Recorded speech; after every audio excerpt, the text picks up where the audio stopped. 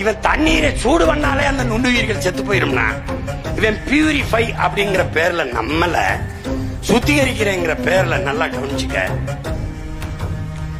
பல்லாயிரக்கணக்கான இந்த நச்சு பொருள்களை போட்டு இந்த போத்தல் நினைக்காத, இந்த போத்தலை தயாரிக்கிறது பெட்ரோலியம் மூலப்பொருள். பெட்ரோல்ல கடைசி கழிவு தான் தாரு, இந்த பிளாஸ்டிக். 162 மில்லி லிட்டர் பெட்ரோல் ஒரு போத்தலை தயாரிக்க தேவைப்படுது. பயந்துராத, நல்ல கவனி.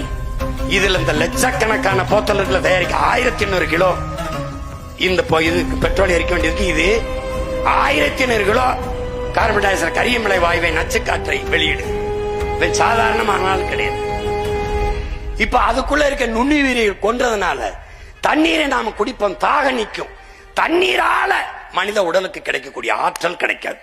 அதனால என்ன செய்யுதுன்னா முட்டி வலி, சோர்வு எல்லாம் வருது, கண் பார்வையின் இழப்பு எல்லாம் வந்துருது. பிறக்கும் போதே குழந்தை புற்றுநோயோட வந்துருது. பிறந்து 3 வருஷத்துல புற்றுநோய் வருது. இது தாய்ப்பாலை தவிர எதுவும் செய்யல. புற்றுநோய்ங்கிறது புகையில சாப்பிட்டா, ஹான்ஸ் சாப்பிட்டா, பான்பராக்கு போட்டா வரும்னு நினைச்சேன். தாயின் மார்ல பால் குடிச்சதை தவிர ஒன்னும் செய்யல. இதுக்கு ஏன் வந்துச்சு? ஏன்னா நீர் விஷமாயிருச்சு, சோறு விஷமாயிருச்சு, காற்று விஷமாயிருச்சு. காரணம் யாரு? இந்த ஆட்சியாளர்கள். உனக்கு புரியுதா? இந்த